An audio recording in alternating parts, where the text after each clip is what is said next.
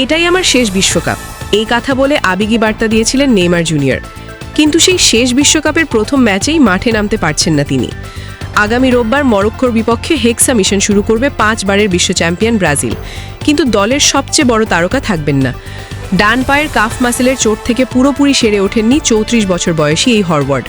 ফরাসি ফুটবল সংবাদ মাধ্যম ফুটমার্কা তো জানিয়েছে, প্রথম ম্যাচে নেইমারের মাঠে নামার সম্ভাবনা এখন শূন্যের কোঠায়।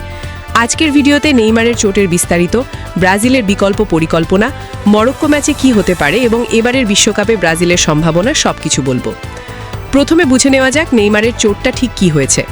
গত 17ই মে ব্রাজিলের ঘরোয়া লিগে স্যান্টসের হয়ে খেলার সময় ডান পায়ের কাফ মাসেলে চোট পান নেইমার। ব্রাজিলের জাতীয় দলের মেডিকেল টিম পরীক্ষা করে জানিয়েছিল সেরে উঠতে অন্তত 3 সপ্তাহ লাগবে। কিন্তু ফুটমার্কাতোর প্রতিবেদন অনুযায়ী পুনর্বাসন প্রক্রিয়া আগের চেয়ে আরও জটিল হয়ে পড়েছে। নেইমার এখনও মূল দলের সঙ্গে স্বাভাবিক অনুশীলনে ফিরতে পারেননি। নিউ জার্সিতে দল নিবিড় অনুশীলন করছে, কিন্তু নেইমার একা জিমে এবং সাইক্লিংয়ে ফিটনেস ফেরানোর লড়াই করছেন। এটি নেইমারের চতুর্থ বিশ্বকাপ। 2014 সালে ব্রাজিলে নিজের দেশের বিশ্বকাপে কোয়ার্টার ফাইনালে কলম্বিয়ার বিপক্ষে পিঠে চোট পেয়ে বাকি টুর্নামেন্ট মিস করেছিলেন। সেই বিশ্বকাপে ব্রাজিল সেমিফাইনালে জার্মানির কাছে 7-1 গোলে ঐতিহাসিক পরাজয় বরণ করেছিল নেইমার ছাড়া।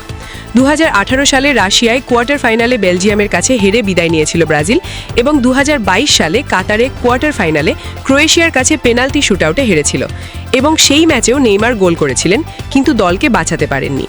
এবার 34 বছর বয়সে এটি তার শেষ সুযোগ, কিন্তু প্রথম ম্যাচেই অনুপস্থিত।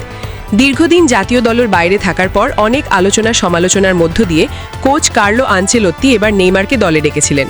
আনচেলোত্তি রিয়াল মাদ্রিদে দীর্ঘ সাফল্যের পর ব্রাজিলের কোচের দায়িত্ব নিয়েছেন। তিনি নেইমারকে অভিজ্ঞতার কারণে দলে রেখেছেন, কিন্তু এখন প্রথম ম্যাচে তাকে ছাড়াই মাঠে নামতে হবে। নেইমার ছাড়া ব্রাজিলের আক্রমণে কে থাকবে? ভিনিসিয়াস জুনিয়র, রদ্রিগো এবং রাফায়েল লেয়াও, এই 3 জন সামনের সারিতে থাকতে পারেন। ভিনিসিয়াস জুনিয়র এখন বিশ্ব ফুটবলের অন্যতম সেরা খেলোয়াড়, ব্যালন ডি'অর বিজয়ী। তিনি এবারের বিশ্বকাপে ব্রাজিলের সবচেয়ে বড় ভরসা। মিডফিল্ডে ব্রুনো গিমারায়েস ও লুকাস পাকেতা সৃজনশীল ভূমিকা পালন করবেন। মরক্কো কিন্তু সহজ প্রতিপক্ষ নয়। 2022 সালের কাতার বিশ্বকাপে আফ্রিকার প্রথম দল হিসেবে সেমিফাইনালে উঠেছিল মরক্কো, বেলজিয়াম, স্পেন ও পর্তুগালকে হারিয়ে। হাকিমি, আমরাবাদ, জিয়েক, তাদের দলে এখনও শক্তিশালী খেলোয়াড় রয়েছে। আটলাস লায়ন্স নামে পরিচিত এই দল ব্রাজিলের জন্য কঠিন পরীক্ষা হবে। ব্রাজিল 2002 সালে শেষবার বিশ্বকাপ জিতেছিল। তারপর থেকে 24 বছর ধরে হেক্সা বা ষষ্ঠ শিরোপার স্বপ্ন দেখছে ব্রাজিলের মানুষ। এবারের বিশ্বকাপ সেই স্বপ্ন পূরণের সবচেয়ে বড় সুযোগ। আনচেলোত্তির মতো বিশ্বমানের কোচ, ভিনিসিয়াসের মতো তারকা এবং নেইমারের অভিজ্ঞতা। কিন্তু প্রথম ম্যাচেই নেইমার ছাড়া শুরু করতে হওয়া একটি বড় ধাক্কা। তবে আশার কথা হলো, দলের মেডিকেল টিম জানিয়েছে প্রথম ম্যাচ মিস করলেও গ্রুপ পর্বের বাকি ম্যাচগুলোই নেইমারকে পাওয়ার সম্ভাবনা রয়েছে। অর্থাৎ নকআউট পর্বে নেইমার ফিরতে পারেন, যেখানে তাকে সবচেয়ে বেশি দরকার। বাংলাদেশে ব্রাজিলের সমর্থক সবচেয়ে বেশি। কোটি কোটি বাংলাদেশি ব্রাজিলের হলুদ সবুজ জার্সি পরে রাত জেগে ম্যাচ দেখবেন। নেইমারের অনুপস্থিতি তাদের জন্য হতাশার খবর, কিন্তু ভিনিসিয়াস জুনিয়রের উপর আস্থা রাখতে বলছেন বিশ্লেষকরা। এখন প্রশ্ন হলো, নেইমার ছাড়া কি ব্রাজিল মরক্কোকে হারাতে পারবে? নেইমার কবে ফিরবেন?